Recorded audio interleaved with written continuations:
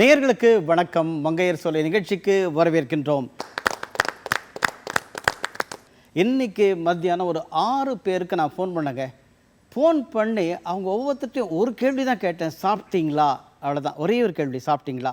ஒவ்வொருத்தட்டேருந்து வந்த பதில் என்னன்னு பார்க்கலாமா? முதல்ல, சார் சாப்பிட்டீங்களா? சாப்பிட்டேங்க. என்ன சமையல்? இன்னைக்கு கோடை இல்லையா, அதனால ஒரு சூப்பரான ஒரு ஜீரக ரசமும் குளுமை துவையல். யாருங்க சொல்லி கொடுத்தாங்க? ரேவதி சண்முகம் மேடம். அப்படியா, சூப்பர் சூப்பர். அடுத்ததாக இன்னொருத்தருக்கு ஃபோன் பண்ணால், சார் சாப்பிட்டீங்களா? நீங்கள்? பிரமாதமாக சாப்பிட்டேன் சார், சூப்பர் வெஜ் பிரியாணி.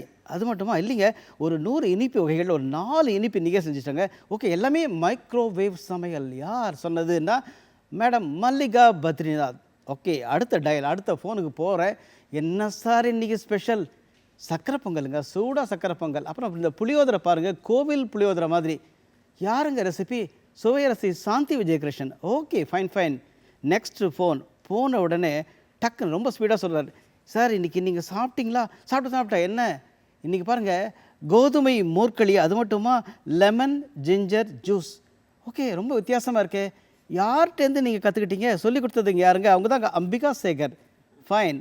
அடுத்த ஃபோன் எடுத்த உடனே அவங்களே ஆர்வமாக சொல்லிட்டாங்க, சார் இன்றைக்கி பாருங்கள் ரொம்ப தெம்பாக இருக்கேன். என்ன இன்றைக்கி நான் சாப்பிட்டது மில்லட் உப்புமா, மிருதுவான சட்னி. சொல்லி கொடுத்தது யார்? அவங்க தாங்க சார். உங்களுக்கு தெரியுமா, ரொம்ப பிரமாதமான ஒரு சமையல் கலைஞர் கிருஷ்ணகுமாரி ஜெயக்குமார். ஓகே, ரொம்ப சந்தோஷம். சரி, இந்த கடைசி ஆள் என்ன சொல்கிறார்? அவரே ஏதாவது சொந்தமாக செஞ்சுருக்காரா அப்படின்ட்டு அவருக்கு ஒரு ஃபோன் அடித்து கேட்டேன், என்னங்க சாப்பிட்டீங்களா? பதில், இன்றைக்கி சார் தஹி பெசரட், அப்புறம் ஜெலோ ஐஸ்கிரீம். ஓகே, கோடைக்கா? சொல்லி கொடுத்தது யூஷுவல் கேள்வி தான். உடனே சொன்னார் சசி மதன். என்ன இந்த 6 பேரும் தானாக எதுவும் கற்றுக்கல போல் இருக்குது, ஆனால் இவங்கள்லாம் சொல்லி செய்கிறாங்கன்னா அதில் ஏதோ ஸ்பெஷல் இருக்குது. சரி, இந்த 6 பேரையும் நம்ம உடனே சந்தித்து நமக்கான ரெசிபிலாம் நிறைய கேட்கணும். எப்படி இந்த ஃபீல்டுக்கு வந்தாங்க, இதை நம்ம ஒரு மங்கையர் சோலையாக இன்றைக்கி கொண்டாடினா என்ன அப்படின்ற ஒரு ஆர்வத்தோடு இந்த 6 பேரையும் உங்களுக்காக இந்த அரங்கத்தில் வரவழைச்சிருக்கோம். கரவொலியோடு 6 பேரையும் வருக வருக என்று வரவேற்கின்றோம் மகிழ்ச்சியுடன். ஓகே சார், இப்போது 6 பேரும் ரொம்ப சூப்பராக வந்து உட்காந்துருக்காங்க. இன்றைக்கி எல்லோரும் நீங்கள் தம்பா உங்கள் வீட்டில் சாப்பிடக்கூட மறந்து அப்படியே சீட்டுக்கு முன்னே வந்து உட்காந்து டிவியை ஆர்வமாக பார்த்துட்ருக்கீங்க. நம்ம ஒவ்வொருத்தர்கிட்ட இன்ட்ராக்ட் பண்ணுறோம். முதல்ல அவங்களுடைய ஸ்பெஷாலிட்டி எப்படி வந்தாங்க, இந்த யூஷுவல் கொஸ்டின் தான் கேட்டுக்கலாமா? ஒரு 25 வருஷத்துக்கு மேலே சமையல் கலையில் 2500க்கும் அதிகமான நிகழ்ச்சிகள், 3000க்கும் மேற்பட்ட ரெசிபிகள், ஒரு 16 புத்தகங்கள், மின்னுகின்ற பல பதிப்புகள். இப்படி தன்னுடைய லைஃப்பில் ஒரு மங்கையர் சாய்ஸ் 1999, அப்புறம் மங்கையர் உலகம், அப்புறம் இன்றைக்கி மங்கையர் சோலையில், நம்ம தூர்தர்ஷனில் பல நிகழ்ச்சிகளில் மின்னி மகிழ்ந்த திருமதி ரேவதி சண்முகம் மேடம். வணக்கம். வணக்கம். இந்த ஃபீல்டில் நீங்கள் எப்படி வந்தீங்கன்னு ஒரு கேள்வி கேட்குறதுக்கு முன்னாடி, இந்த நேரத்தில் நான் உலகமே பாராட்டி மகிழ்ந்து தொடர்ந்து பாராட்டி அவருடைய பாடல்களை கேட்டால் தாங்க என் லைஃபை வாழ்க்கையில் அப்படின்ற அளவுக்கு திரு கவியரசர் கண்ணதாசன் அவர்களை வணங்கி அவர்களுடைய மகளான உங்ககிட்ட கேட்குறேன், எப்படி இந்த துறைக்கு வந்தீங்க?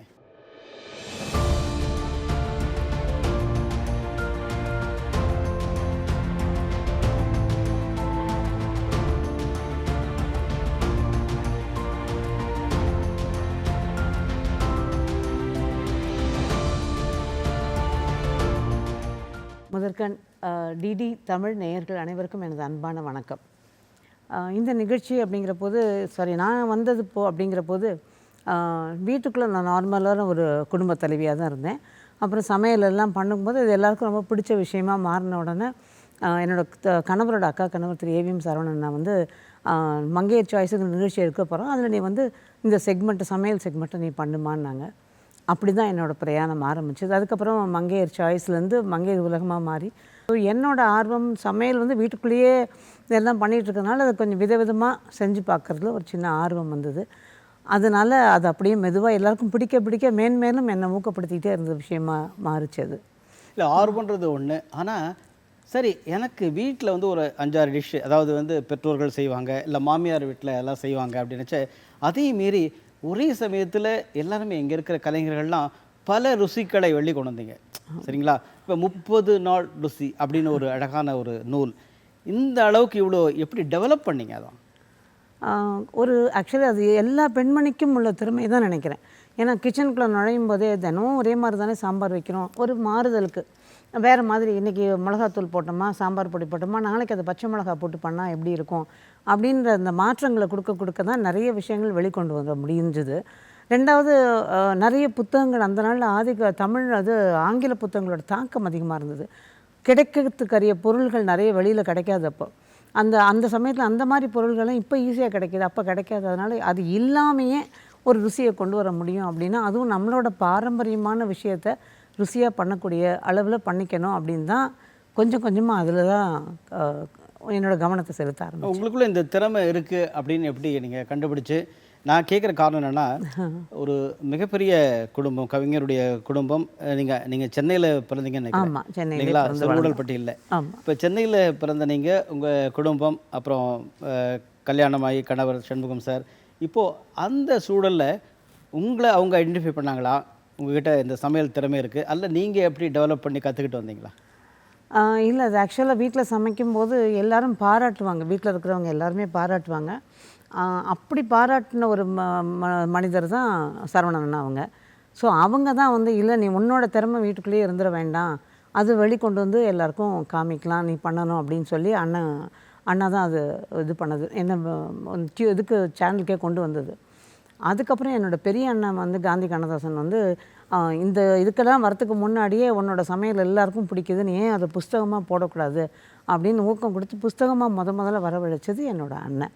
ஸோ அவங்க எல்லாருமே தான் எப்போவும் சொல்லி நல்லா இருக்குன்னு பல பேர் வீட்டுக்குள்ளே இருக்கிறவங்க எல்லாம் சொல்கிறது போக, அதுக்கப்புறமா அது சேனலில் வரவும் தான் எல்லாருக்குமே தெரிய ஆரம்பிச்சது. ஸோ அப்படி தான் அதுக்கு வந்தேன். கண்டிப்பாக.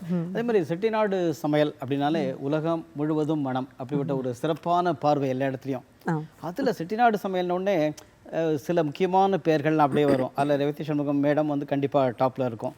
இந்த செட்டிநாடு சமையலில் என்ன ஸ்பெஷல் மேடம்? ஏன்னா இன்றைக்கி வெளிநாட்டில் கூட இப்போ சமீபத்தில் செம்ஸ்போர்டுன்ற இடத்துல ஒரு சமையல் போட்டி நடந்தது. அந்த போட்டியில் வின் பண்ண 3 டிஷ்ஷில் ஒன்று வந்து செட்டிநாடு டிஷ். அந்த செம்ஸ்போர்டுடைய மேயர் வந்து அவங்க ஆங்கிலத்தில் கேட்டாங்க, எவ்வளோ சூப்பராக இருக்குது, இது என்ன, இது எங்களுக்கு சொல்லிக் கொடுங்க, நாங்கள் செய்யணும் அப்படின்னு. அப்போ அது என்ன செட்டிநாடு ஸ்பெஷல், தனித்துவம் என்ன?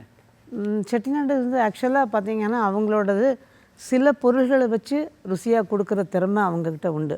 இப்படி தான் இருக்குது இந்த பொருள், இப்போ 2 தக்காளி ஒரு 2 வெங்காயம் இருந்ததுன்னா ஒரு 20 பேருக்கான சாம்பார் அவங்களால வைக்க முடியும். அப்படி தான் 2 தக்காளி 2 வெங்காயத்துலேயே அவங்க வாய்க்கு ருசியாக நல்லா நிறைய பண்ணிங்க. அதாவது அந்த அளவுக்கு இப்போ தான் வரும் அப்படிங்கிற மாதிரிலாம் இல்லாமல் அதை மேற்போக்காக எவ்வளோ அழகாக கொண்டு வர முடியுமோ அதை அந்த ருசியோடு கொண்டு வர திறமை அவங்களுக்கு இருந்தது. எல்லாத்துலேயும் ஒரு பர்ஃபெக்ஷன் இருந்தது. ஸோ இந்த நேரத்தில் நான் என்னோடய அத்தைகளுக்கு தான் நன்றி சொல்லணும். அப்பாவோட கூட பிறந்த அத்தை பேர்லாம் நம்ம சொல்லணும் இப்போ. நிச்சயமாக. பெரியத்தை வந்து சொர்ணம்னு சொல்லிட்டு ஒரு அத்தை, அப்பாவோட தங்கை சிவகாமின்னு சொல்லிட்டு, அவங்கள சோயின்னு கூப்பிடுவாங்க அப்பா. இவங்க 2 பேர்கிட்டையும் தான் நான் மெயினாக கற்றுக்கிட்டது. அவங்கக்கிட்ட எது இருந்தாலும் அத்தைங்களுக்கு தான் ஃபோன் பண்ணி, அதில் நான் ரொம்ப ரசித்த ஒரு விஷயம், இன்னைய வரைக்கும் தொடர்ந்து நான் செய்கிற ஒரு விஷயம், அதை கடைசி வரைக்கும் எது செஞ்சாலும் அந்த பர்ஃபெக்ஷன், அந்த கரெக்டாக இருக்கணும். இப்படி தானா அப்படி தான் இருக்கணும், அதில் ஒரு கொஞ்சம் மாற்றம் இருக்கக்கூடாது. இதை செய்யும்போது இது இப்படி தான் அப்படி தான் வரணும், அந்த கடைசி மாவாக இருந்தால் கூட அது இவ்வளோண்டு வரணும், இவ்வளோ தான் ஊற்றணும் அப்படிங்கிற மாதிரி தான் சொல்லி. ஸோ அந்த பர்ஃபெக்ஷன் இப்போ வரைக்கும் அது கரெக்டாக செஞ்சுக்கிட்டு வர, அது அவங்கக்கிட்ட தான் கற்றுக்கிட்டது. இந்த நேர்த்தின்னு சொல்லுவாங்க தமிழ், அந்த நேர்த்தி அவங்ககிட்ட தான் கற்றுக்கிட்டது. அதுதான் வந்து அந்த செட்டிநாட்டுக்கே ஒரு இது. ரொம்ப மசாலா கொட்ட மாட்டாங்க, எண்ணெய் கொட்ட மாட்டாங்க, அந்த அளவோட அந்த வாய்க்கு ருசியாக இதமாக பதமாக பண்ணுறது அவங்களோட திறமை. அருமை பாராட்டுகள். இப்போ உங்ககிட்ட நான் பேசிகிட்டே இருக்கும்போது மல்லிகா பத்ரிநாத் மேடம் வந்து இந்த கேள்வி உங்ககிட்ட கேளுங்கன்ட்டு என்னை ரொம்ப அப்போ பிடிச்சி இது பண்ணுறாங்க. என்ன கேள்வினா, இது அநேகமாக நேயர்கள் கூட விரும்புகிற கேள்வி தான். சரி, கவியரசர் கண்ணதாசன் நீங்கள் செஞ்ச சமையல் சாப்பிட்ருக்காரா? அந்த பாக்கியம் எனக்கு கிடைக்கல. ஏன்னா அவருக்கு என்ன பிடிச்சது, அது ஒரு துணை கேள்வி. ஓகே, அப்பாவுக்கு சமைச்சு கொடுக்குற அந்த பாக்கியம் எனக்கு கிடைக்கல. ஏன்னா எனக்கு நல்லா சமைக்க தெரிகிற சமயத்தில் அப்பா இல்லை. பட் அப்பாவுக்கு ரொம்ப பிடிச்சதுன்னா ஒரு நான்வெஜ் தான். அப்பா வந்து 365 நாட்களில் 364 நாள் லீப் இயரில் ஒரு நாள் சேர்த்துக்கோங்க. இல்லை அப்படி இல்லை, ஒரே ஒரு நாள் பொங்கலுக்காக, பெரும்பொங்கல் அன்னைக்கு மட்டும் அப்பா வந்து நான்வெஜ் சாப்பிட மாட்டாங்க, மற்ற நாளெல்லாம் சாப்பிடுவாங்க. அதே மாதிரி அவர் ரசித்து சாப்பிட்ற இன்னொரு விஷயம் வந்து கீரை. திரு எம்ஜிஆர் அவர்களும் அதுதான் அப்பா சொல்லுவாங்க, அவருக்கும் அது ரொம்ப பிடிக்கும்னு. ஸோ கீரையை வந்து அந்த பச்சை நிறம் மாறாமல் மசிச்சு வச்சா அப்பாவுக்கு அது ரொம்ப ரொம்ப பிடிக்கும். செட்டிநாடு சாப்பாடு ரொம்ப பிடிக்கும். சூப்பர். இப்போ நமக்கு எல்லாருக்கும் ஒரு இது சமையலை வந்து வித்தியாசமாக செய்ய முடியுமா, ஒரே மாதிரி தான் செய்ய முடியுமா? அப்போ சமையல் வித்தியாசமாக செய்ய முடியும்னா யாருக்காக சமைக்கிறோம்? குழந்தைக்காகவா, முதியவர்களுக்காகவா, இல்லை ஓடியாடி வேலை செய்கிற ஒரு உழைப்பாளிக்காகவா? அப்போது முடியும் அப்படின்றத நிரூபித்து காட்டிய ஒரு கலைஞர். மிகப்பெரிய நிறுவனம் இந்த ஆனந்த விகடன் குரூப்பில் வந்து சுவையரசி என்ற ஒரு பட்டம் கொடுத்துருக்காங்க. அது மட்டும் இல்லை, அந்த நாள் சமையல், அசத்தல் சமையல், ஆரோக்கிய சமையல், குழந்தைகளுக்கான சமையல், சுற்றுலா சமையல் சொல்லிட்டு விதவிதமான சமையல்கள் செய்ததோட ஒரு தனியார் தொலைக்காட்சியினுடைய கிச்சன் கில்லாடிகள் என்ற ஒரு நிகழ்ச்சியில் முதல் ஃபைனலிஸ்டாக ஜெயிச்சு 2 மாநில அரசுகளின் பாராட்டு பெற்ற சுவையரசி சாந்தி விஜயகிருஷ்ணன், உங்களை வணங்குகிறோம். உங்களை பற்றி சொல்லுங்கம்மா.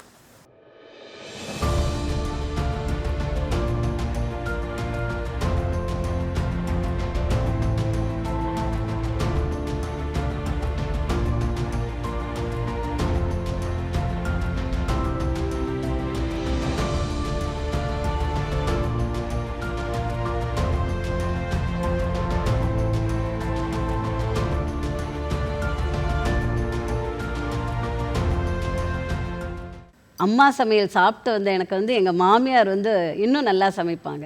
சரி, இவங்களாம் நல்லா இப்படி சமைக்கிற போது சாப்பிட்டு சாப்பிட்டு ருசியாக நல்லா இருக்குன்னு சொல்கிறோமே, நம்ம எப்படி இது மாதிரி சமைக்க எப்போ கற்றுக்கிறது அப்படின்னு சொல்லிட்டு, சரி நம்மளே ட்ரை பண்ணி பார்ப்போம் அப்படின்னு சொல்லிட்டு கல்யாணம் ஆன புதுசில் சமைக்க ஆரம்பித்தோடனே எங்கள் மாமியார் சொல்லுவாங்க, முதல்ல கொஞ்சம் கொஞ்சம் இப்படி செய்ய நமக்கு கொஞ்சம் பக்குவத்தை கற்றுக் கொடுத்தாங்க எங்கள் மாமியார் எனக்கு. பழசு எப்படி செய்யணும் அப்படின்னு அந்த பக்குவத்தை கற்றுக் கொடுக்குற போது ரொம்ப ஆச்சரியமாக இருக்கும் எனக்கு. சமையலில் இவ்வளோ பக்குவங்கள் இருக்கா அப்படின்ட்டு ரொம்ப ஆச்சரியமாக இருக்கும். அதுக்கப்புறம் யாராவது வந்தாங்கன்னா, இன்றைக்கி நான் செய்கிறேம்மா அப்படின்னு சொல்லுவேன் எங்கள் மாமியார்கிட்ட. சரி நீ செய்ய அப்படின்பாங்க. அப்புறம் நான் செஞ்சவொடனே, நீ ரொம்ப நல்லா செய்கிற, என்னை விட நீயே சமையல் செய் அப்படின்னு சொல்லி ஆரம்பித்தேன். அப்படி ஆரம்பித்தது தான் என்னோடது.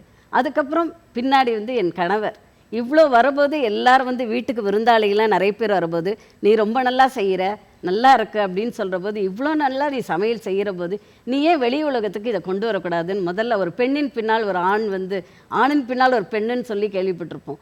ஒரு பெண்ணின் பின்னால் ஒரு ஆண் வந்து என் ஹஸ்பண்ட் தான் அவர் வந்து முதல்ல நீ வந்து வெளி உலகத்துக்கு உன்னோட திறமையை கொண்டு வரணும் அப்படின்னு சொல்லிட்டு நீ முதல்ல அவள் விகடனில் தான் கேட்க ஆரம்பித்தாங்க என்ன, நீங்கள் வந்து சமையல் ஒரு பேஜ் ஒன்று பண்ணுறீங்களான்னு கேட்டாங்க.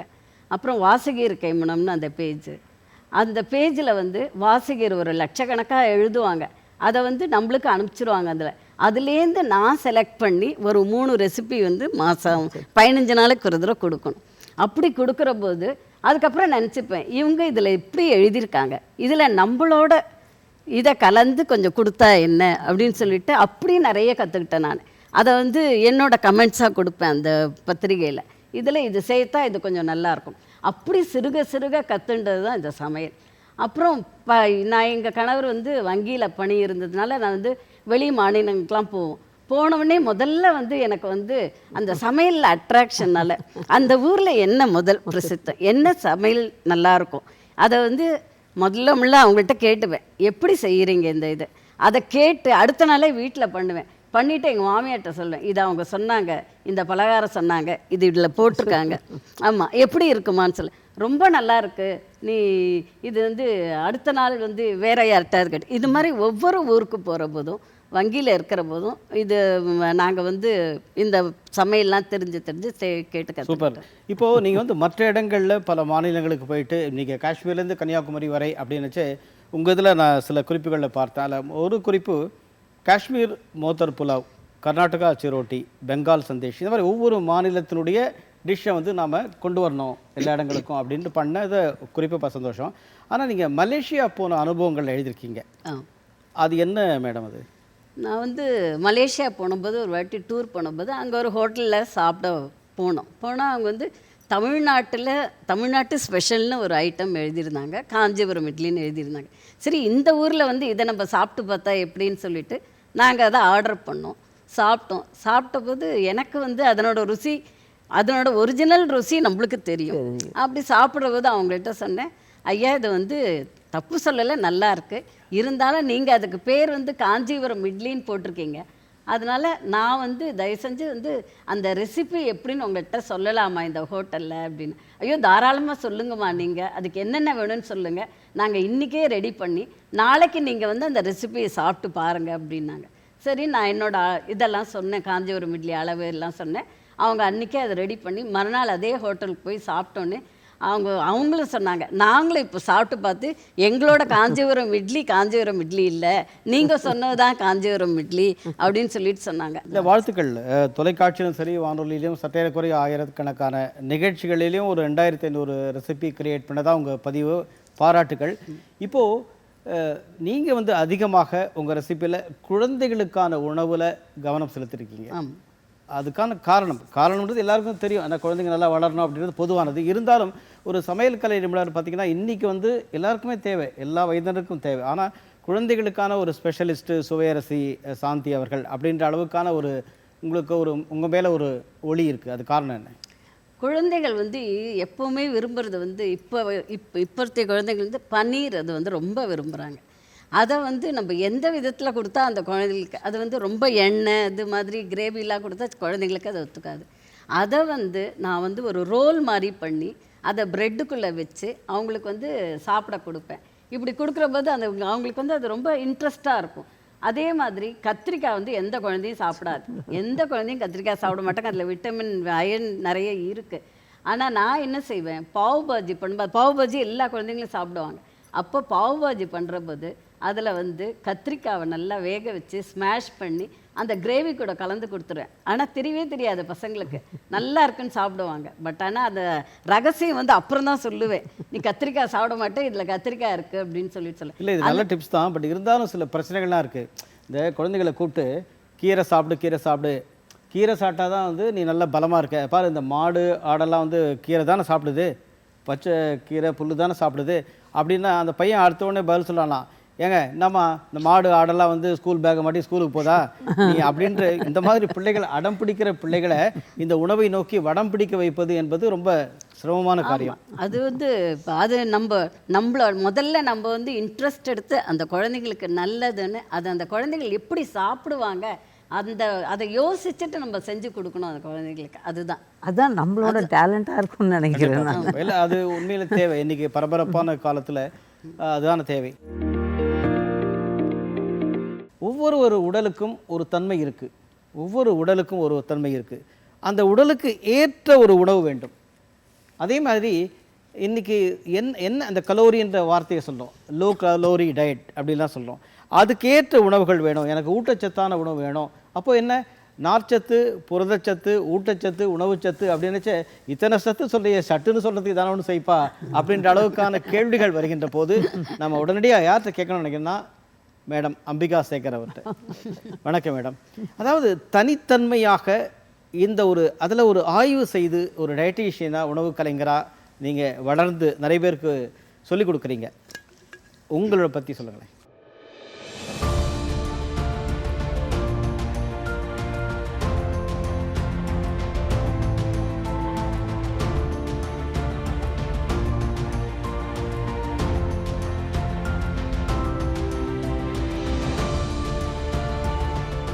டிடி தமிழ் நேயர்களுக்கு என்னோட வணக்கம். இப்போ இவங்கெல்லாம் பேசினதை பார்த்தா சமையல் ஜாம்பவான்களாக இருக்காங்க. எனக்கு கொஞ்சம் பயம் தான் இருந்தது லைட்டாக. என்னென்னா, நான் எப்படி இந்த துறைக்கு வந்தேன்னா, எனக்கு டாக்டராக பிடிக்கும். நான் ஃபஸ்ட்டு வந்து ஆசைப்பட்டது டாக்டர் தான். ஆனால் +2 முடிக்கும்போது அதுக்கு வசதி பத்தாதுன்னு எனக்கு நல்லா தெரியும். அப்போ எனக்கு வந்து எங்கள் மிஸ் கிரிஜான்னு ஒருத்தங்க தான் வந்து எனக்கு நியூட்ரிஷன், நான் 12th நியூட்ரிஷன் தான் எடுத்தேன். நியூட்ரிஷன் மேம் வந்து என்ன சொன்னாங்க, நீ டாக்டர் ஆகட்டா கூட டயட்டீஷியன் ஆனால் கோட் போடலாம் உனக்குன்னு சொன்னாங்க. அது மட்டும்தான் என்னோடய தாரக மந்திரமாக இருந்தது. அதை வச்சுட்டு காலேஜ் அப்ளை பண்ணும்போது 2 காலேஜும் அப்ளை பண்ணேன். குயின் மேரிஸ் ஒன்று அப்ளை பண்ணேன், இன்னொன்று வந்து மவுண்ட் ரோட் ஆர்ட்ஸு. எனக்கு வந்து 2துலேருந்தும் அழைப்பு வரல. அப்போது மவுண்ட் ரோட் ஆர்ட்ஸில் என்ன பண்ணாங்க, நீ ஹிஸ்ட்ரி ஜாயின் பண்ணிவிட்டு நான் அப்புறமா உன்னை மாற்றிக்கிறேன்னு சொல்லி ஜாயின் பண்ணிட்டேன். ஜாயின் பண்ணி 1 வாரம் சத்தியமாக அக்பர் பாபர் எதுவுமே எனக்கு தெரியாது. நான் சயின்ஸ் ஸ்டூடெண்ட்டு. அப்போது ரொம்ப கஷ்டப்பட்டு நினச்சிருப்பீங்கல்ல அக்பர் காலத்தில் பாபர் காலத்தில் என்ன சமைச்சாங்க. இல்லை சார், அப்போ வந்து நான் என்ன பண்ணேன், எனக்கு கரெக்டாக அந்த ஒரு வெள்ளிக்கிழமை குயின் மேரிஸ்லேருந்து கால் லெட்டர் வந்துருச்சு. எங்கள் அம்மா கிட்டே போய், அம்மா நான் வந்து எனக்கு கிடச்சிருச்சுமா நியூட்ரிஷன், நான் சேர்ந்துக்கிறேன்னா, 228 ரூபா ஃபீஸ் கட்டியாச்சு, திரும்பி தரமாட்டான், போனா போது நீ ஹிஸ்ட்ரி படிச்சிருன்னு சொன்னாங்க. காலையிலே விழுந்துட்டேன், அம்மா எனக்கு ஹிஸ்ட்ரி தெரியாது, எனக்கு வந்து டயட்டிஷியன் ஆகணும்னு ஆசை. அப்புறம் எங்கள் அப்பா வந்து கஷ்டப்படுற சூழ்நிலை தான், நான் வந்து ரொம்ப மிடில் கிளாஸு. அப்போ எங்கள் அப்பா வந்து எப்படியாவது நான் கட்டிடுறேன்னு சொல்லிட்டு அந்த திங்கக்கிழமை அந்த 250 ரூபா ரெடி பண்ணி கொண்டு போய் எங்கள் அப்பா அம்மாவும் நியூட்ரிஷன் சேர்த்தாங்க. ஸோ அப்படித்தான் நான் வந்து இந்த இதுக்கு வந்தேன். சமையல் வந்து எனக்கு பொதுவாகவே ரொம்ப பிடிக்கும். சமையல் ரொம்ப அப்போவே நான் காலேஜில் படிக்கும்போது பக்கத்து வீட்டு பாட்டி சொன்னாங்க, இந்த சமையல்லாம் நாங்கள்லாம் வந்து அம்மாக்கிட்டேயும் மாமியார்கிட்டேயும் கற்றுப்போம், நீ என்ன பெருசாக காலேஜில் போய் அதுக்காக பணம் கட்டி படிக்கிறேன்னு சொல்லி சொன்னாங்க. அவங்களே வந்து நான் டிவியில் வரும்போது ஓ நீ இப்படி வர்றதுக்கு தான் நீ வந்து அன்றைக்கி போய் காலேஜில் படிச்சியோ அப்படின்னு என்னை பாராட்டினாங்க. ஸோ அப்படித்தான் வந்தேன். டிவியில் வந்து வந்தது வந்து ஒரு 98ன்னு நினைக்கிறேன். 98ல் வந்து சும்மா மாத்ருபூதம் ஒரு டாக்டர் வந்து ரெக்கமெண்ட் சொன்னார், சும்மா ஒரு 4 ரெசிபி செய்யலாம், இப்படிலாம் ஆரோக்கிய சமையல் பெருசாக பண்ணுவேன் நானே எதிர்பார்க்கல. அப்போ போய் பண்ணும்போது நான் முதல்ல பண்ண ரெசிபி வந்து masal vada without oil, fat free, pesarattu dosa பண்ணேன். அந்த 4 ரெசிபிஸ் வந்து நல்ல ஹிட் ஆகிடுச்சு. அதுக்கப்புறம் அது தொடர் ப்ரோக்ராமாக வந்துட்டு அதுக்கப்புறம் இது எப்படின்னா இந்த ஆரோக்கிய சமையல்லாம் வந்து நான் வெயிட் லாஸ் சென்டர் வச்சுருந்தேன், ஃபுல்லாகவே நான் டயட் ரிலேட்டட் தான், ஹாஸ்பிட்டல் அந்த. அப்போது வந்து வெயிட் ரிடக்ஷன் மெயினாக பார்க்கும்போது எப்படி கொடுக்கலான்ட்டு நீங்கள் இப்போ வந்து இவங்க பேசுனாங்கன்னா, இவங்க ஒரு ரெசிபி சொன்னாங்கன்னா நான் அப்படியே அதை கன்வெர்ட் பண்ணுவேன், அன்றைக்கே ட்ரை பண்ணுவேன். அது வந்து ஆரோக்கியமாக எப்படி கொண்டு போகலான்னு சொல்லிட்டு அப்படி யோசித்து தான் நான் எல்லாமே பண்ணுறேன். எனக்கு அதுதான் மெயினாக என்னோடய வேலை அதுங்கிறதுனால நான் அதில் கான்சென்ட்ரேட் பண்ணுறேன். அது அப்படித்தான் நான் வந்து அந்த வெயிட் ரிடக்ஷன் அதில் கவனம் செலுத்துறீங்க. ஆனால் எல்லாரும் பார்த்தீங்கன்னா அந்த வீட்டில் அங்கே சொல்லும்போது கொஞ்சம் போய் குக்கரை பார்த்துக்கோ, வெயிட் போடு அப்படின்ற உடனே சரி தன்னை தான் வெயிட் போட சொல்கிறாங்க அப்படின்னு வச்சுட்டு சில பேர் அந்த மாதிரியான சரி இன்னும் கொஞ்சம் சாப்பிடணும் அப்படின்னு வச்சு இந்த வெயிட் ரிடக்ஷன் அதை எப்படி கொண்டு போகிறீங்க? சார் ஆக்சுவலாக உணவே மருந்து தான் உங்களுக்கு, அந்த ஆரோக்கியம் தான். நீங்கள் வெயிட் ரிடக்ஷன் மட்டும் சொல்லலை, எந்த விஷயம் எடுத்தாலும் நீங்கள் 50% வந்து டயட் தான். மெடிசின்ஸ் எல்லாம் கொடுக்குறதெல்லாம் எனக்கு தெரிஞ்சு 25% தான். என்ன கேட்ட வரைக்கும் மருத்துவமனைக்கு யாரும் போகக்கூடாது, நம்மளோட சாப்பாடு சரியாக இருந்தால் நம்ம அதை எல்லாமே வந்து கோவிட் பீரியட்லேயே பார்த்தோம். கோவிட் டைமில் பார்த்தீங்கன்னா ஆரோக்கியமான உணவு சாப்பிட்டுட்டு இருக்கவங்க கண்டிப்பாக கோவிட்லேருந்து தப்பிச்சிட்டாங்க நிறைய பேர். அந்த கஷாயங்கள் அதெல்லாம் ரெகுலராக சாப்பிட்றவங்க டி நகர் ஏரியாலலாம் நிறைய அஃபெக்டே ஆகலை. காரணம் என்னென்னா நிறைய பேர் வந்து அங்கே அந்த சாத்வீக உணவு, நான் வெஜிடேரியன் நிறைய சாப்பிடாம இந்த ஸ்பைசஸ் எல்லாம் அந்த மாதிரி எண்ணெய் இல்லாமல் சாப்பிட்றவங்க எல்லாமே கோவிட்லேருந்தே தப்பிச்சாங்க. ஸோ அதுலேருந்தே நம்ம நல்லா கற்றுக்கிட்டோம். கோவிட் டைமில் இருந்து நம்ம வந்து உணவு தான் மருந்து. அது வந்து நான் எப்போவுமே ஃபாலோ பண்ணுவேன். இப்போது வெயிட் ரிடக்ஷன் எப்படி பண்ணுறதுன்னு சொன்னால் கண்டிப்பாக எக்ஸஸ் ஃபேட் நம்ம உடம்புல இருக்கிறது எல்லா நோய்க்கும் தான் வரும். அந்த இருக்கிற கொழுப்பை வந்து எப்படி யூஸ் பண்ணுறதுங்கிறது மட்டும்தான். உணவில் கொஞ்சம் மாற்றம் கொண்டு வந்து அதை வந்து நம்ம பண்ணோன்னா ஈஸியாக பண்ணலாம். ஓரளவுக்கு ரொம்ப ஒபீஸ் போகிறதுக்கு முன்னாடியே நம்ம கான்சென்ட்ரேட் பண்ணோன்னா பண்ண முடியும். கண்டிப்பாக. ஏன்னா உங்ககிட்ட ஒரு ஸ்பெஷாலிட்டி உங்களுடைய குறிப்புகள்லையும் பார்த்தது, அதை சரியான விதத்தில் கொண்டு போய் சேர்க்கிறீங்க. அந்த மெசேஜை எப்படி அவங்க வந்து இந்த மெசேஜை வாங்கிக்கிட்டு பயன்பெற வேண்டும் முறையில் சேர்க்குறீங்க, அது நல்ல விஷயம். ஏன்னா பொதுவாக டாக்டர் சொல்லும்போது பார்த்தீங்கன்னா இது பண்ண ஏப்பா நீ வந்து நைட்டில் வந்து 2 சப்பாத்தி தான் சாப்பிட்ணும் அப்படின்னு உடனே டாக்டர் சொல்லும்போது நான் மருந்து எப்படி எழுதிப்பார், இந்த மாத்திரை வந்து சாப்பிடுவதுக்கு முன் சாப்பிடுவதுக்கு பின்ன எழுதி கொடுப்பார் இல்லைங்களா? அதே மாதிரி டாக்டர் வந்து 2 சப்பாத்தி தான் நைட்டில் சாப்பிட்ணும் சார், சாப்பிட்ட அப்புறமா சாப்பிட்றதுக்கு முன்னாடியே கேட்டாராம். அந்த மாதிரி இல்லாமல் இதில் வந்து வெயிட் ரிடக்ஷன் தவிர நீங்கள் இந்த லோ கலோரி டயட் அதில் மிக சிறந்த ஒரு நிபுணத்துவம் பெற்றிருக்கீங்க. அப்போது ஜனங்களுக்கு அந்த மாதிரியான உணவுப் பொருட்கள் என்னன்றது இன்றைக்கி ஒரு பெரிய கேள்வியாக இருக்குது. காரணம் மருந்து உணவு விளைநிலத்தில் பூச்சி கொல்லி மருந்துகள் அடிக்கிறாங்க அப்படின்னு வச்சு அதுக்கேற்ற காய்கறிகள் கிடைக்குதா? இது ஒரு மிகப்பெரிய கேள்வி. இன்றைக்கி காய்கறிகள் அப்படின்னு எடுத்தால் 38 வகையான காய்கறிகள் இருக்குது. அப்போ பழங்கள்னு எடுத்தால் 24, நான் பிரதானமாக சொல்கிறேன், 24 வகையான பழங்கள் இருக்குது. தானியங்கள்னு எடுத்தால் 27 வகையான தானியங்கள் இருக்குது. கீரைகள்னு எடுத்திங்கன்னா 18 வகையான கீரைகள் இருக்குது. இப்படி இத்தனை காய்கறிகள், இத்தனை பழங்கள், இத்தனை தானியங்கள், இத்தனை பழங்கள் எல்லாத்தினுடைய ஒரு கலவையாக தான் நீங்கள் அத்தனை பேரும் அந்த ரெசிபிஸ் க்ரியேட் பண்ணுறீங்க. ஆனால் அவ்வளோ சில காய்கறிகள் எனக்கு தேவையில்லை, சிலது தேவை அப்படின்னு ஒருத்தரால் டிசைட் பண்ண முடியலை. அப்போ ஒரு டயட்டீஷியனாக எப்படிப்பட்ட பார்வையை நீங்கள் பார்க்குறீங்க வித்தியாசமான மக்களுக்கு? ஆக்சுவலாக நம்ம அப்படி ஓடி போயிட்டு இது இல்லாத பூச்சி கொல்லி போடாத உணவு வேணும், கீரை வேணும் அப்படிலாம் பார்க்கணுன்னு அவசியம் கிடையாது. என்னை பொறுத்த வரைக்கும் மருந்து போட்டு விளைவிக்கிறாங்க, அது நம்ம சாப்பிடக்கூடாதுன்னா சத்தியமாக காய்கறியும் பழமும் சாப்பிடவே முடியாது. அந்த மாதிரி இல்லை. ஆனால் நம்ம சமைக்கும்போது அதை அந்த நியூட்ரியன்ஸ் வேஸ்ட் ஆகாமல் பார்த்து சமைச்சா போதும். அதுதான் எனக்கு முக்கியமாக நான் சொல்கிறது. ப்ளஸ் இந்த ஒரு உணவில் எடுத்துக்கிட்டிங்கன்னா 100% இப்போ கார்போஹைட்ரேட் தான் நம்ம நிறைய எடுத்துக்கிறோம். அதை தான் கொஞ்சம் சிறுதானியத்துக்கு மாற்றுறோம் நம்ம. இப்போ கொஞ்சம் எல்லாத்துக்குமே அது மாதிரி சிறுதானியங்கள் அதெல்லாம் நமக்கு பூச்சிக்கொல்லியெல்லாம் போட்டெல்லாம் பண்ணுறது கிடையாது அந்த மாதிரி. இதில் இன்னொன்று முக்கியமாக நான் சொல்ல விரும்புகிறது என்னென்னா, பிளாட்ஃபார்மில் ஒரு சின்ன மார்க்கெட்டில் அந்த மாதிரி எல்லாம் இருக்கிறதெல்லாம் அது ஓரளவுக்கு நல்ல ஒரு இதுதான். பூச்சி ரொம்ப நாளைக்கு நம்ம ரெஃப்ரிஜரேட் பண்ணியும் அந்த ஆப்பிள் கெட்டே போகாமல் அப்படியே இருந்ததுன்னா கண்டிப்பாக அதுக்கு ஏதோ மெடிசன் யூஸ் பண்ணியிருக்காங்க, இன்ஜெக்ஷன் போட்டு அந்த மாதிரி. ஸோ அந்த மாதிரி கொஞ்சம் சின்ன சின்ன வியாபாரிகள் தோட்டத்திலேருந்து எடுத்துகிட்டு வராங்கல்ல, அந்த மாதிரி உணவெல்லாம் முடிஞ்ச வரைக்கும் அது ட்ரை பண்ணி வாங்கலாம். காய்கறிகள் பழங்களை பொறுத்த வரைக்கும் அதெல்லாம் விட சீசனல் ஃப்ரூட்ஸ் என்ன இருக்கோ அது சாப்பிட்டா நமக்கு முக்கால்வாசி இப்போ நமக்கு அந்த சீதோஷ நிலைக்கு ஏற்ற மாதிரி பழங்கள் வருது, காய்கறிகள் வருது, அதெல்லாம் சாப்பிட்டாலே போதும். மாம்பழம், இப்போ வெள்ளரிக்காய் இந்த சீசனுக்கு ஏற்ற மாதிரி வருது. அதெல்லாம் முடிஞ்ச அளவுக்கு மருந்து போடாமல் இருக்கிறது தான் சீசனில் கிடச்சிரும் நமக்கு. சீசன் இல்லாதது வெளிநாட்டிலேருந்து வர்றது எல்லாமே பார்க்கறதுக்கு அழகாக இருக்கும், ஆனால் கட்டாயம் அதில் பிரச்சனைகள் இருக்கும். அதை நம்ம பார்த்து வாங்கணும், அவ்வளோதான். பாராட்டுக்கள். அதாவது ஒரு மகிழ்ச்சியான பதிவு. மேடம் ரேவதி சண்முகம் அவர்கள் ரொம்ப அருமையாக சொன்னாங்க. தன்னுடைய டேஸ்ட் தான் நல்லா செய்கிறோம், நீ ரொம்ப நல்லா சமைக்கிறோமா அப்படின்னு தன்னுடைய வீட்டிலும் சரி புகுந்த வீட்லையும் சரி அவர்கள் தந்த ஆர்வத்தினால என்னுடைய திறமையை மேலும் மேலும் வளர்த்து கொண்டு இன்றைக்கி அந்த அளவுக்கு நான் இந்த துறையில் வளர்ந்து விட்டேன், தொடர்ந்து வளர்கிறேன் என்ற அழகாக சொன்னாங்க. சுவையரசி திருமதி சாந்தி விஜயகிருஷ்ணன் அவர்கள் சொன்ன பதிவுகள் இன்றைக்கி அவங்களுக்கு என்ன தேவை, ஒவ்வொரு நிலையிலையும் அவர்களுக்கான தேவை என்ன, குழந்தைகளுக்கு என்ன தேவை, அதை எப்படி கொடுக்கணும், அதே போல் எதை நம்ம ஒவ்வொரு மாநிலத்துக்கும் போய் கற்றுக்கொண்டு என்ன செய்ய முடியும், நாம் கற்றுக்கொள்வதை மற்ற இடங்களில் தப்பாக பண்ணால், மலேசியாவில் தப்பாக ஒரு டிஷ்ஷை கொடுத்தான்னா ஏதாவது தென்னிந்தியாவே கொண்டு வந்தோன்னு போர்டை வச்சுட்டு அவன் பாட்டுக்கு சின்ன காஞ்சிபுரம் பெரிய காஞ்சிபுரத்தை விட்டு வேறு காஞ்சிபுரம் இட்லியை பற்றி காமிச்சா இதை சரி பண்ணுவதற்காக தன்னுடைய வாழ்க்கையில் ஒவ்வொரு நிலையிலும் பண்ணியிருக்காங்க. அதே போல் நீங்கள் ஒரு டயட்டீஷியனாக மிக சிறப்பாக இன்றைக்கி நீங்கள் ஒரு ஆரோக்கியமாக இருக்கணும்னா இதாங்க அப்படின்ற ஒரு பாதையை உருவாக்கி கொடுத்தப்ப 3 பேருடைய பதிவை நமக்கு மிக பெரும் மகிழ்ச்சியையும் ஆர்வத்தையும் மேலும் இந்த நிகழ்ச்சியில் தூண்டுகிறது. நம்ம மகிழ்ச்சி விட இங்கே இருக்கிற மகிழ்ச்சியை விட நேயர்கள் இன்னும் பரபரப்பாக இருக்காங்க. ஏன்னா சார் 1988லேருந்து எங்கள் ஒவ்வொரு வீட்லேயும் ஒருத்தர் இருக்காங்க சார்.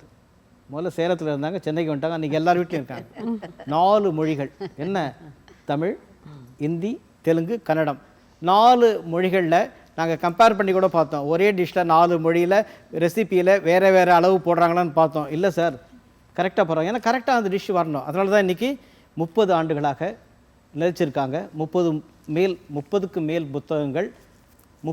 புத்தகங்கள் 30 ஆண்டுகளாக நினைச்சிருக்காங்க. 3000 அதிகமான ரெசிபிஸ், 3000 நிகழ்ச்சிகள், எல்லாம் 3ன்னா அப்போ அத்தனை பேருக்கும் ஒரு படைத்தல் காத்தல் மாதிரி ஒரு மிக முக்கியமான நிபுணராக மேடம் மல்லிகா பத்ரிநாத் அவர்கள் இருக்காங்க. வணக்கம் மேடம்.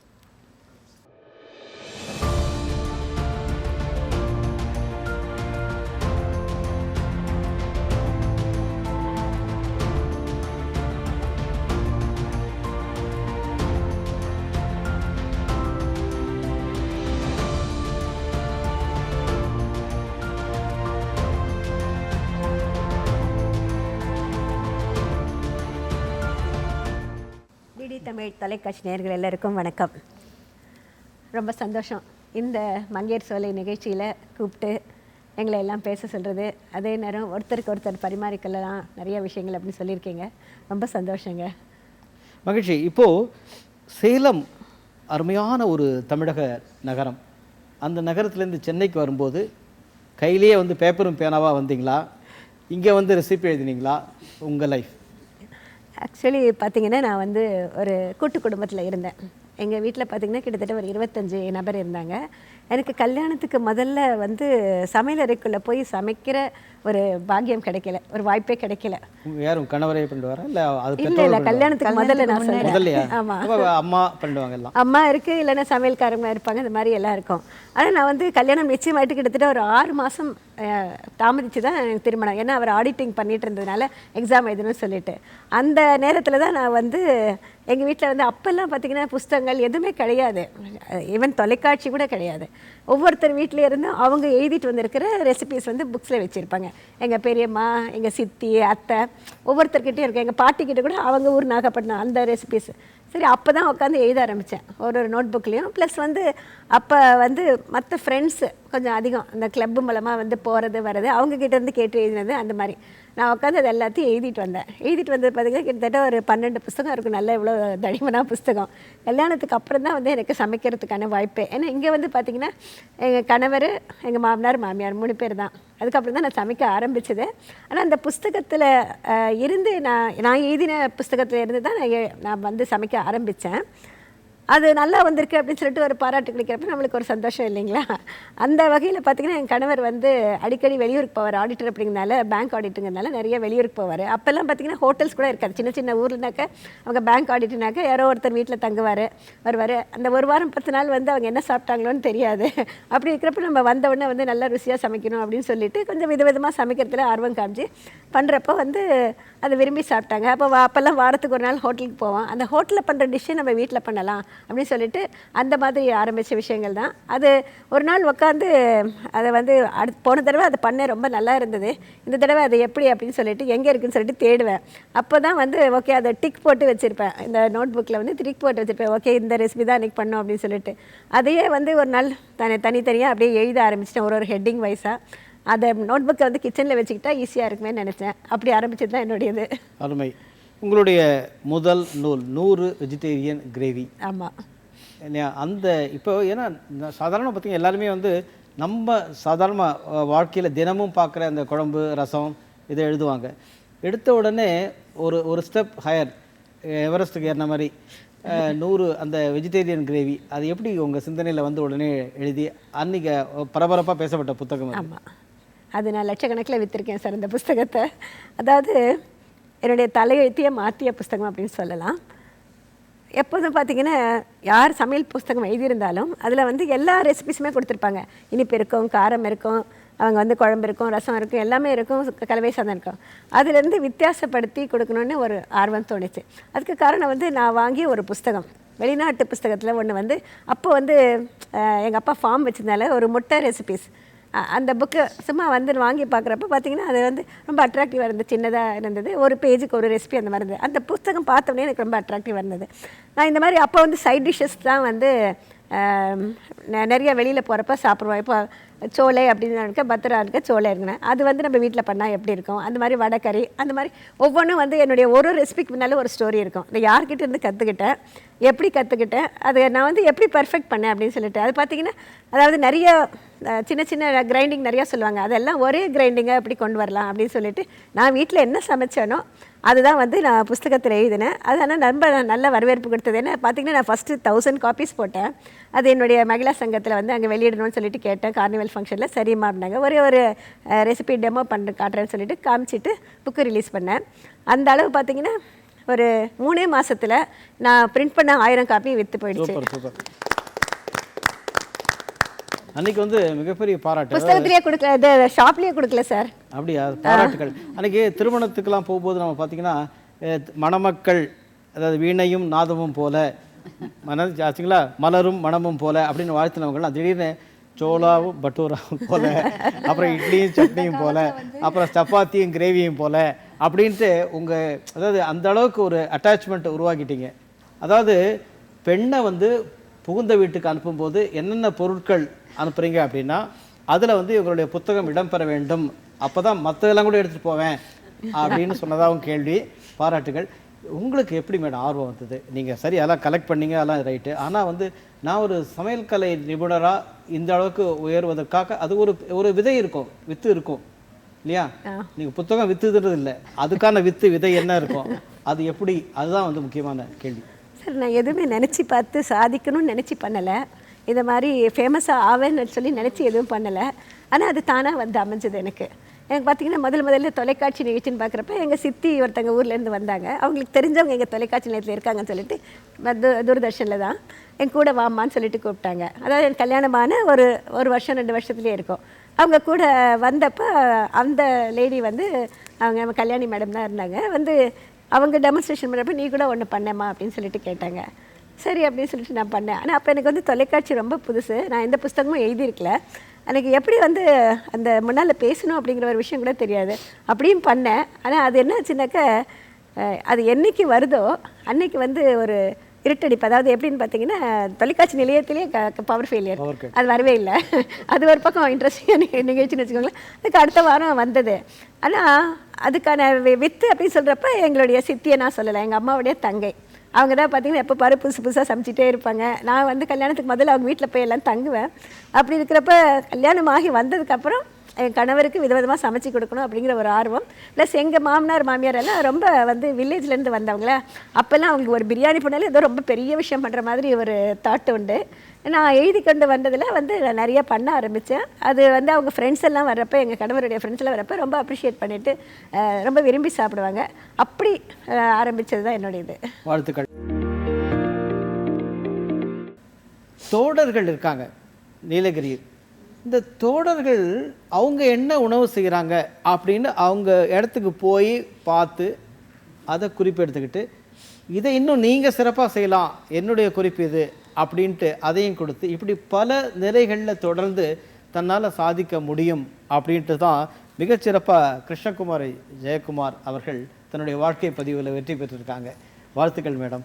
இப்போ ஒரு மில்லட் ராணி இல்லையா, அந்த காலத்தில் திணைப்பூனம் பற்றி பேசணும், அது மில்லட் ஃபீல்டு. ஆனால் இன்றைக்கி நீங்கள் அந்த அந்த பகுதியில் இருக்கீங்க. உங்களுடைய எப்படி ஆர்வம் வந்தது, எப்படி வந்திருக்கீங்க?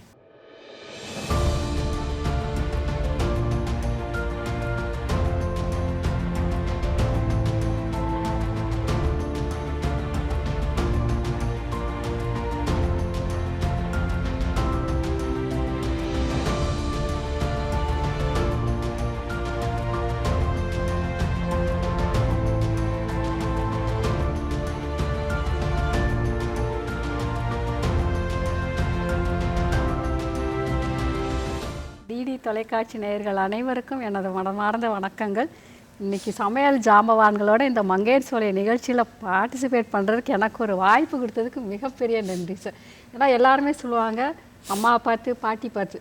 ஆனால் நான் வந்து கல்யாணத்துக்கு முன்னாடிலாம் சமைக்க தெரியும், ஒரு சாம்பார் ரசம் அவ்வளோதான். சமையல் எனக்கு பெரிய ஆர்வம் கிடையாது அப்போல்லாம்.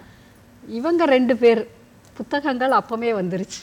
இவங்களோட புத்தகங்களை பார்த்து தான் நான் கல்யாணம் ஆனதுக்கப்புறம் சமைக்கவே ஆரம்பித்தேன். நீ எல்லாரும் சொன்னாங்க, வீட்டில் மேடம்லாம் சொன்னாங்க அவங்க கணவர்லாம் பாராட்டுவாங்கன்னு, இவங்க பாராட்ட மாட்டாங்கன்னு என் கணவரும் பாராட்டினதே கிடையாது. முதல்ல நான் ரொம்ப கல்யாணம் ஆன புதுசில் ஆர்வக்கொள்ளலாம். நான் இன்னைக்கு புதுசாக இந்த ட்ரையல் அண்ட் எரர்லாம் உங்கள் வீட்டில் வச்சுக்கோ. அதோடு சரி, நான் வந்து புதுசாக செஞ்சேன்னா சொல்லவே மாட்டேன், சமைச்சிருவேன் வச்சுருவேன்.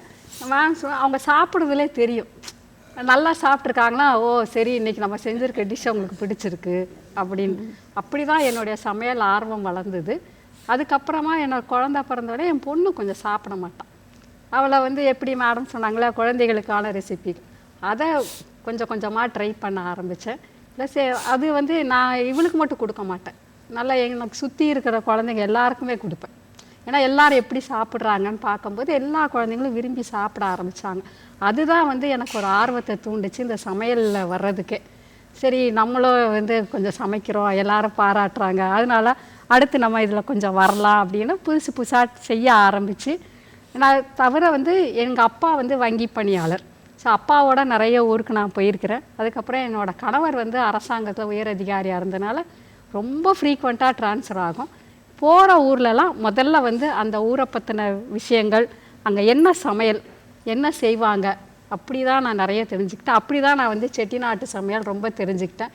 என்னோடய செட்டிநாடு சமையலை பார்த்து மேடம் எனக்கு ஃபோன் பண்ணியே கேட்டாங்க, உனக்கு எப்படி இவ்வளோ செட்டிநாடு சமையல் தெரிஞ்சுது சொன்னேன். மேடம் நான் அந்த ஊரில் இருந்தேன், அதனால எனக்கு தெரிஞ்சு. அதெல்லாம் ஒரு சின்ன சின்ன ஆர்வங்களை உண்டாக்குச்சு. அதுக்கப்புறம் நல்ல விதமாக சமைக்கணும், நிறைய பண்ணணும் அப்படின்லாம் பண்ணிவிட்டு ஒரு ஸ்டேஜில் வந்து 2007 சென்னைக்கு மாற்றலாகி வந்தோம் நாங்கள்.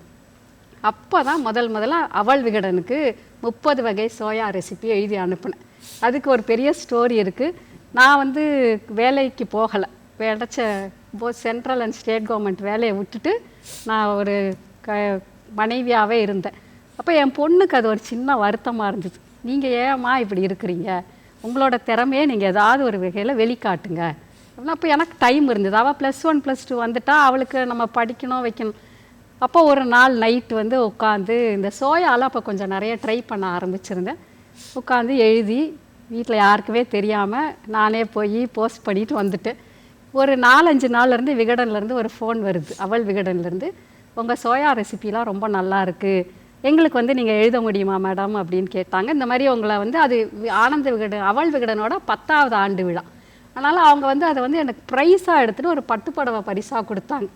நான் வந்து முதல்ல சமையலுக்குன்னு வாங்கின பரிசு, முதல் புத்தகத்துக்கே எனக்கு கிடச்சிது. அது ரொம்ப சந்தோஷமாக இருந்தது. அப்போ நான் அந்த 30 வகையும் செஞ்சு காட்ட சொன்னாங்க, செஞ்சு ஃபோட்டோலாம் எடுத்து கொடுத்தேன்.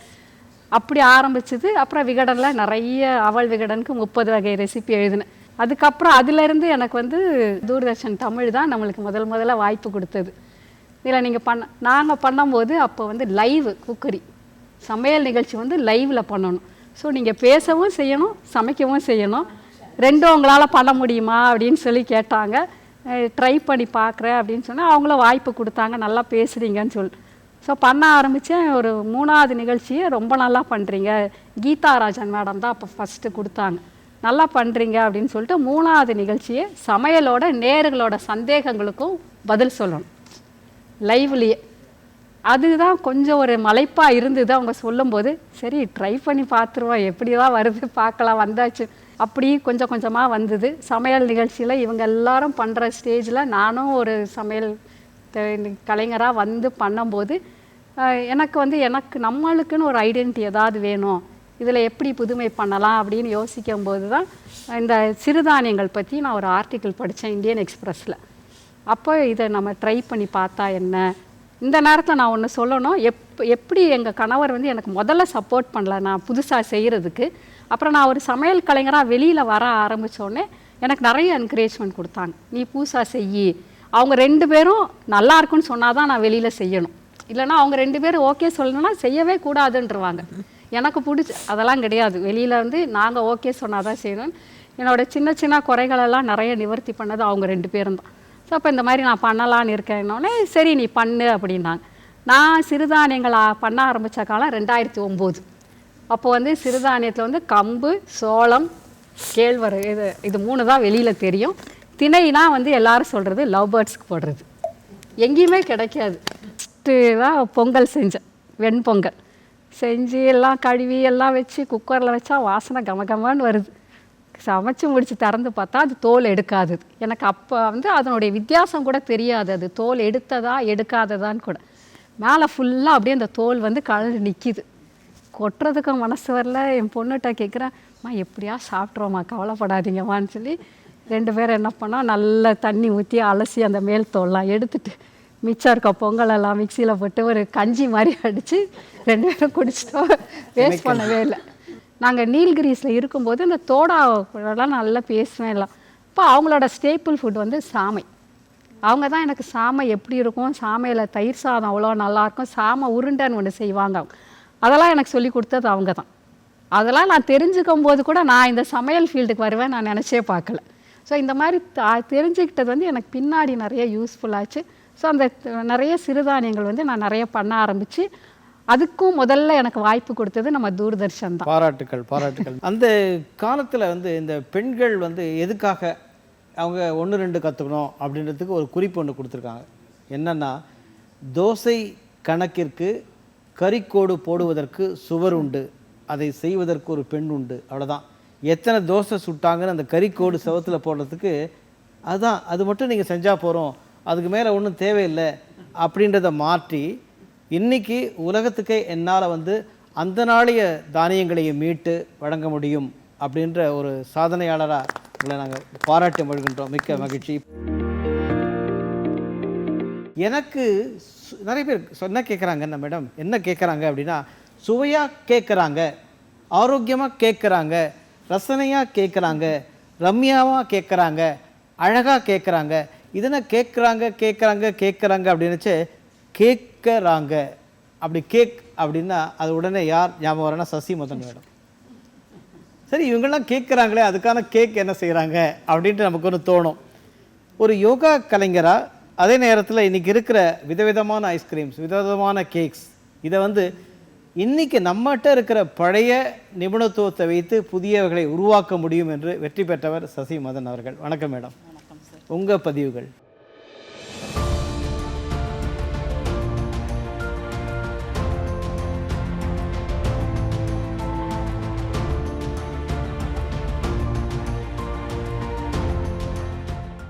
எல்லாரும் இப்போ சமையல் தெரிஞ்சு வந்திருக்காங்க. எனக்கு கல்யாணம் ஆகி போகும்போது துவரம்பருப்பு எது கடலைப்பருப்பு எதுன்னே தெரியாது. ஏன்னா எல்லா வேலையும் மேல் வேலை செய்வேன் அம்மாவுக்கு. ஆனால் சமையல் ரூம் பக்கம் போனதே கிடையாது. அப்புறமா என்ன ஆச்சு, நான் அதாவது வீட்லேயும் என்னென்ன ஸ்ட்ரிக்டாக வளர்த்தாங்க. காலேஜ் விட்டால் வீடு, வீடு விட்டால் காலேஜ், அந்த மாதிரி தான் நான் வளர்ந்தேன். அதனால் எனக்கு வெளி உலகமும் அப்போ தெரியாது. எங்கள் ஹஸ்பண்ட் என்னை ஊக்குவித்ததால தான் நான் இவ்வளோ தூரம் வந்திருக்கேன். முதல்ல நான் சமையல் தெரியாமல் இருக்கும்போது நிறைய அம்மா கிட்டேருந்து, அப்போ இப்போ மாதிரி ஃபோன் கிடையாது இல்லைங்களா, அதனால் அம்மா கிட்ட டைரியில் எல்லாம் எழுதி வாங்கிட்டு போய் காலையில் 3 மணிக்கு எழுந்துப்பேன். ஏன்னா எங்கள் ஹஸ்பண்டுக்கு 6 மணிக்கு கிளம்பணும். ஒன்றுமே தெரியாததால் அந்த டைரியில் ஒரு குறிப்பாக பார்த்து ஒன்று ஒன்றா எடுத்து செய்வேன். அந்த மாதிரி கொஞ்சம் கஷ்டப்பட்டேன் அப்போது. ஏன்னா அப்போ எங்கள் ஹஸ்பண்டுக்கு கொஞ்சம் கோபமும் வரும். அதனால் பயந்துக்கிட்டே நான் 3 மணிக்கு எழுந்து கடகடன்னு அந்த வேலையை செய்வேன். முதல் நாளே எனக்கு எங்கள் மச்சினர் தான் சமைச்சு கொடுத்தாரு. தனி கொடுத்தனம் போன உடனே எனக்கு என்ன செய்யறதுன்னு தெரியல. அப்போ எங்கள் மச்சினர், எங்கள் ஹஸ்பண்டோட தம்பி, அவர் தான் எனக்கு சாம்பார் வச்சு கொடுத்தாரு. இன்னமும் நான் அதை சொல்லிக்கிட்டே இருப்பேன், நீங்கள் தான் வச்சு கொடுத்தீங்க அன்னைக்கு அப்படின்னு. இது எப்படி எனக்கு ஆர்வம் வந்தது சமையலில் அப்படின்னா, நிறைய குக்கரி காம்படிஷனில் கலந்துப்பேன். அப்போ தாஜ் கன்னிமராவில் ஒரு டேட்ஸ் புட்டிங்னு ஒன்று செய்தேன். அதில் செலக்ட் ஆனேன். நிறைய குக்கரி கான்டெஸ்ட்டில் ப்ரைஸ் வாங்கியிருக்கேன். அதில் செலக்ட் ஆனதில் என்னை ஹிண்டுவில் பேட்டி காண வந்தாங்க. பேட்டி கண்டுட்டு அது ஒரு ஆர்டிக்கலாக வந்தது, ஹிண்டுவில் வந்தது. அதை பார்த்துட்டு தான் எனக்கு பொதிகையில் சான்ஸ் கொடுத்தாங்க. கீதாராஜன் மேடம் என்னை ஃபோனில் அழைக்கிறாங்க. அழைச்சி நீங்கள் கண்டிப்பாக செய்யணும் அப்படின்னாங்க.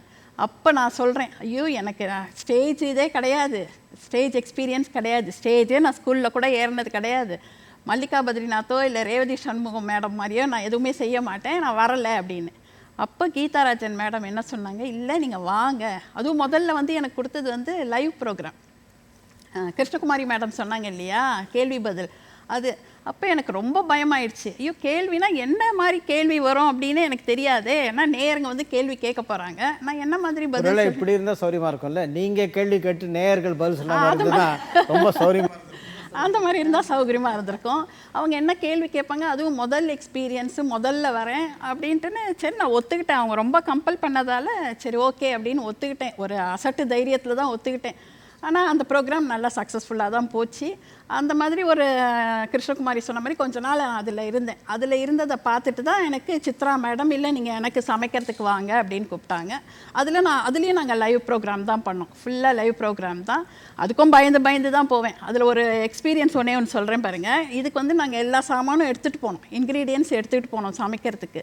ஒரு முறை டென்ஷனில் எண்ணெயை மறந்து விட்டுட்டு வந்துட்டேன். கேமரா ஆன் ஆக போகுது, 5 மினிட்ஸ் தான் இருக்குது, மைக்கெல்லாம் மாட்டியாச்சு. உடனே நான் அப்போ கேமராமேன் கிட்ட சொல்கிறேன், கொஞ்சம் போய் பார்லரில் போய் கொஞ்சம் தேங்காய் எண்ணெயாவது வாங்கிட்டு வந்துடுங்க அப்படின்னு.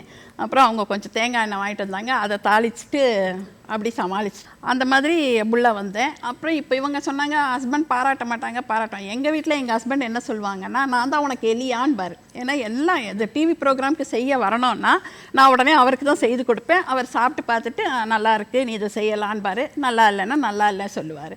அதே போல் என் பசங்க மருமக எல்லாருமே என்னை என்கரேஜ் தான் பண்ணாங்க. அந்த வகையில் தான் இப்போ எங்கள் ஹஸ்பண்ட் சொல்வார், நீ எப்படி இவ்வளோ புக்கு எழுதுனேன்னு எனக்கே ஆச்சரியமாக இருக்குது. ஏன்னா எனக்கு சமையலே தெரியாது, எப்படி எழுதுனேன்னு அவங்களுக்கே ஆச்சரியமாக இருக்கும்.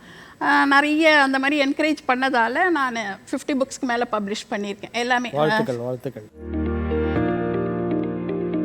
விதவிதமாக சமைக்கலாம், விதவிதமாக சாப்பிடலாம்.